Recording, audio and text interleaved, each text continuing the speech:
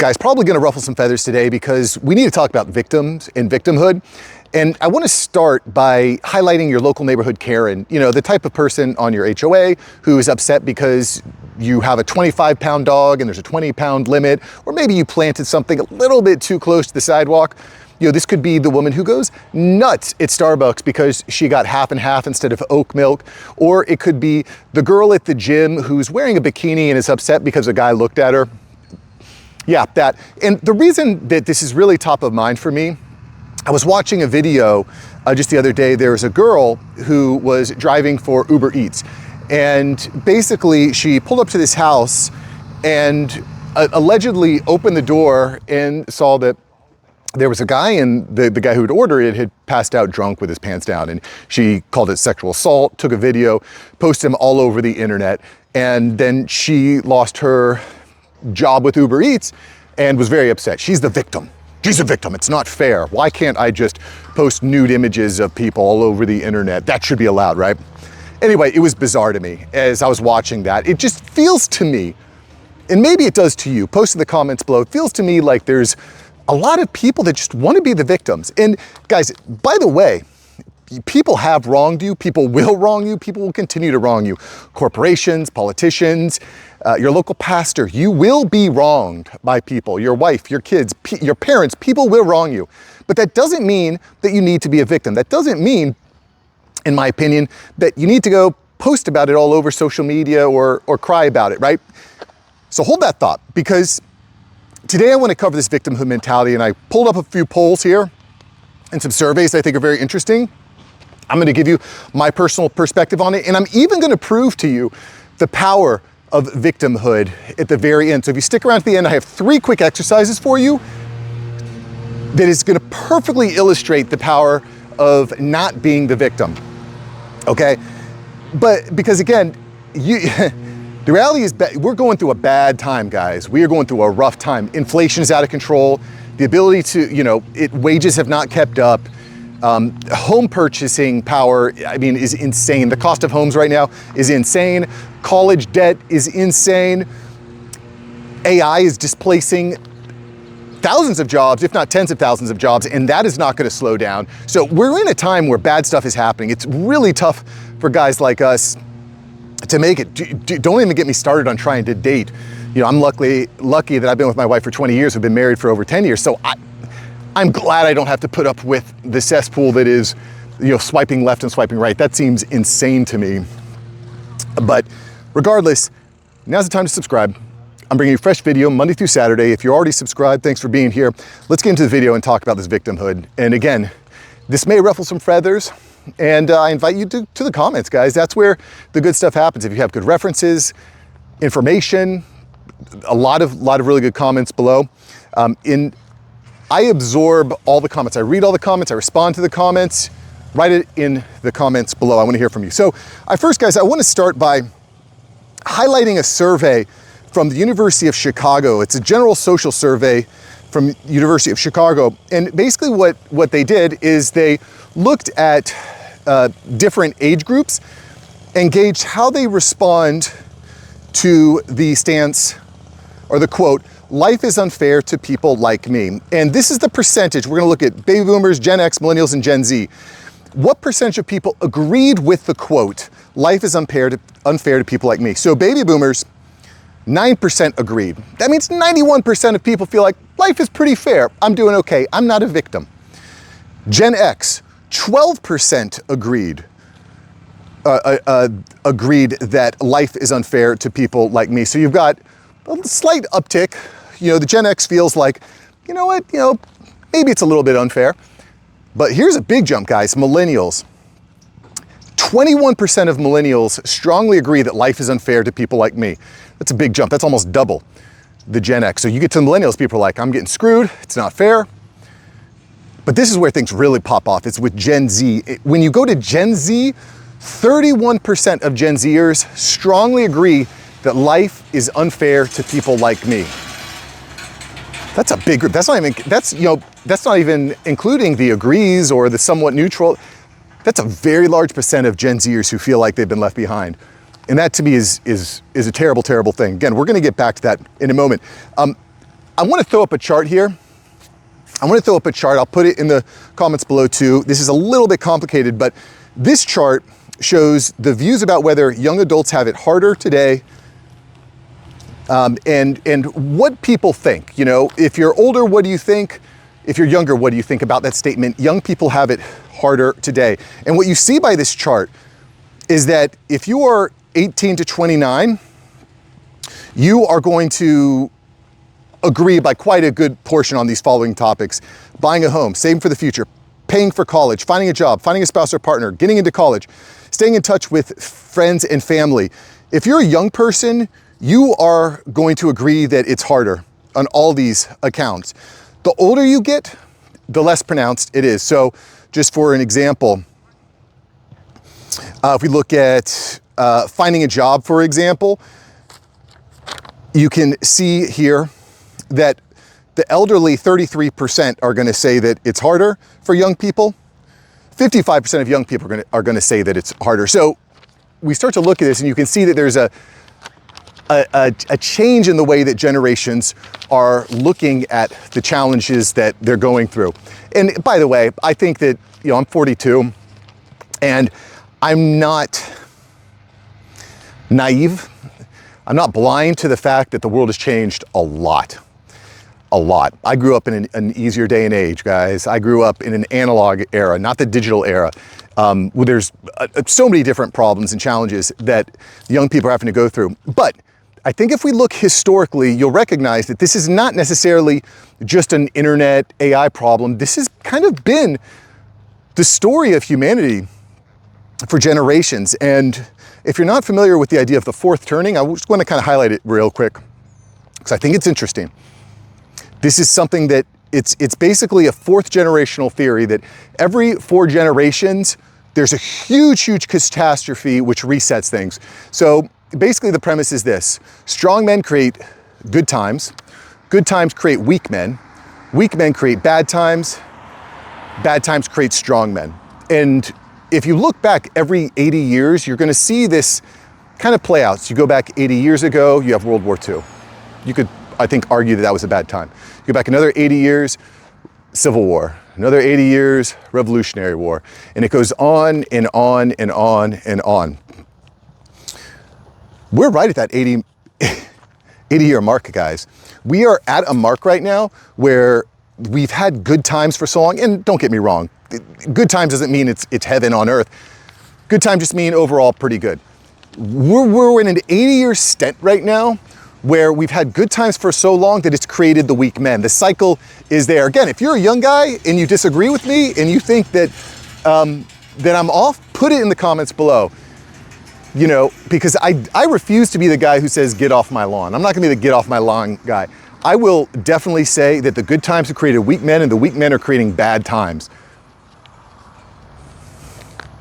Wars, inflation, cruddy job markets, you know, there's so many insane ideas out there right now. And it's created a really tough time for guys like us. You're competing against, you know, people offshore, you're competing against AI, you're competing against robots, you're competing against Karen and HR, you're competing against tons and tons of different challenges. It's a tough time. But here's the message, guys, because this is not a doom and gloom channel. If you're looking for doom and gloom, it's not that. There has to be a positive aspect to this. I don't want to just come on here and whine and complain. I hate whining more than anything. I hate it. Now, that's not to say that bad things don't happen. I was telling this to my daughter the other day. She was whining and complaining because she had to study for a science test. And I was like, you got to stop the whining. I will not tolerate it. No whining. We have in my house, we have a no whine rule. Even if I want to give my kids something, if they start whining about it, about how, oh, I need this, I need that. Oh, why can't I have ice cream? Nah, done. As soon as you whine and complain about something, it's shut down. You will not get it, even if I want to give it to you. It's not going to happen. And that's work, to shut down the whining. Guys, what can I say? I got a low tolerance for whining. A whining wife, whining kids, whining employees, that's not it, guys, right? That's not to say that bad things don't happen. That's not to say that we don't observe bad things. That's not to say that we don't call out BS. That is important. okay? But don't let them steal your power. Do not let them steal your power. And I'm about to give you an example right now, but I just want to a couple tests that you can do, and I'm going to show you how by controlling the power, by understanding psychologically what's happening with your mind, that you'll kind of understand this concept of why the victim mentality is holding you down. But I just want to throw something out there real quick. I was watching a video the other day, and this guy said, well, some things are too big to forgive. I just could not forgive this. And I understand that. But what I think, I'm getting a little bit off topic here, but I'll just say this. When you forgive someone, forgiving is not forgetting. Forgiving is not for them. Forgiving is for you. Forgiving is saying, I'm not going to hold on to this hate. I'm not going to hold on to this anger. I'm not going to hold on to this resentment. I'm not going to hold on to the victim mentality. I'm going to let it go. I'm forgiving them. So anyway, if you're holding on to something that you can't forgive, just remember that forgiving is not for the other person. Forgiving is for you, so you can let it go. Okay. Anyway, let's get to some examples here. So I'm going to give you an example. I got this from Tony Robbins. It's going to show you that if you're going around playing the victim, that is what you will get. And this is how you get the Karens who are just think that the world is out to get them. They're walking down the street and, oh,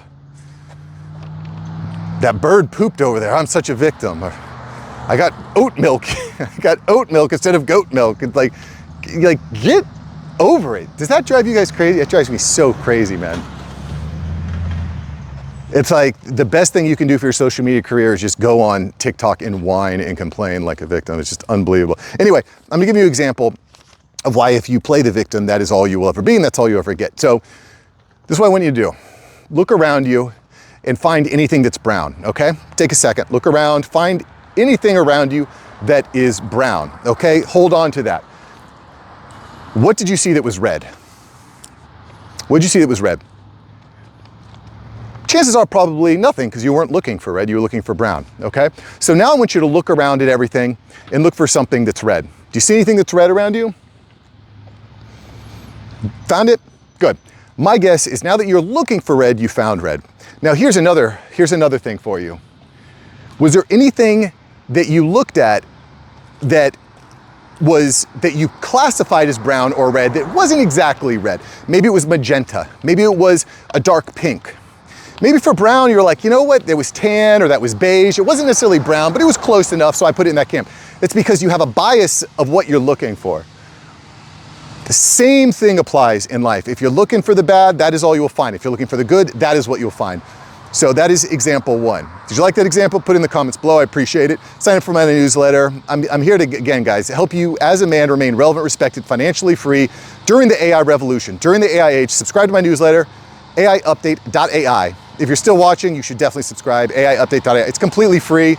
I'm not trying to sell you whatever. I'm the CMO for a SaaS company. Sign up, aiupdate.ai, totally free. I'm gonna give you another example. And this is something that I would encourage you to try, see what happens. Next time you're walking down the street or walking through the mall or walking through a public place, take a few minutes and just frown at people. Don't smile, just frown at them. What do you get back? Okay. Now, for the next couple of minutes, every time you make eye contact with someone, instead of frowning, smile at them and tell me what you get back.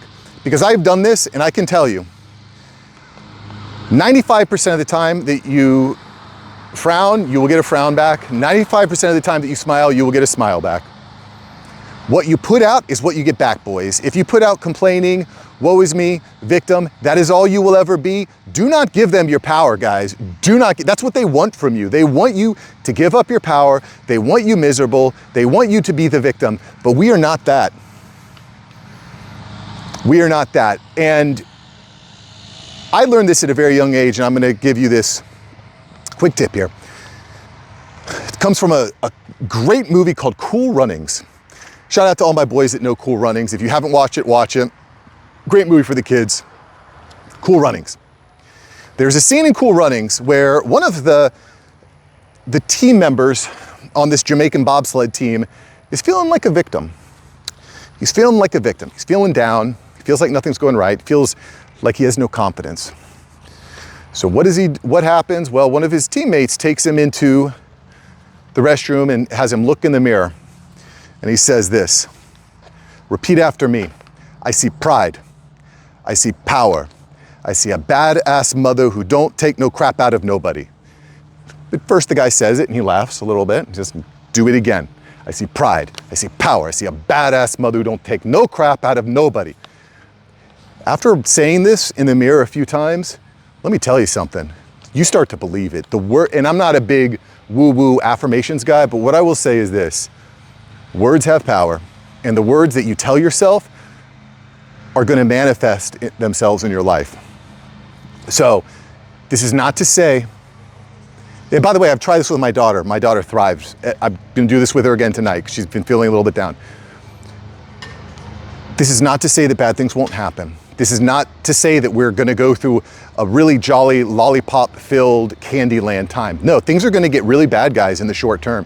That's why we're here, to examine it, to look at it. But that doesn't mean you have to give up your power. That doesn't mean that you have to be the victim. I believe that you have greatness inside of you. I believe that you cannot have a testimony without the test. It's going to get rough, it's going to get tough, but you can step up, and people are counting on you to step up. Because why? Because you're a man. And that's what men do. We step the hell up. All right, I hope I ruffled enough feathers. I hope I got a bunch of unsubscribers. Not really, but I hope that we can at least, guys, position ourselves as a positive community, identifying all the problems, identifying the challenges, understanding that things are bad and they will get worse, but it's guys like us that are going to step up and pave a way for a better future. All right? That's what we're called to do. All right, boys, I hope you enjoyed today's video. Click on yesterday's video, it's right here. If you like today's, you're gonna like yesterday's. It was a good one. We talk about how we examine how companies may be manipulating their stock by blaming AI or crediting AI for layoffs. It's something I've seen in the comments a lot. And like I said, I read all the comments. If I see a comment, I want to investigate. I want to look at the data and try to see where it comes. So anyway, check out yesterday's video right here to see, is AI pumping stock or is it not? Are companies blaming AI on for layoffs or not? Check it out here. I'll see you there, boys. See ya. Peace.